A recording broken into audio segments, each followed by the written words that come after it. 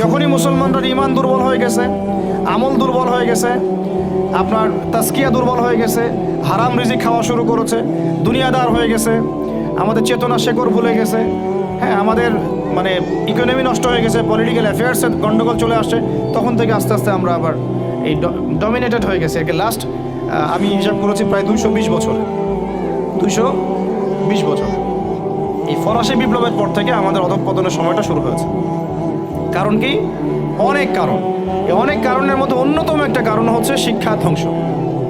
আজকে যেহেতু আমরা এডুকেশন নিয়ে কথা বলছি, অন্য টপিকগুলো আমার টাচ করার দরকার নাই। অনেক কারণ।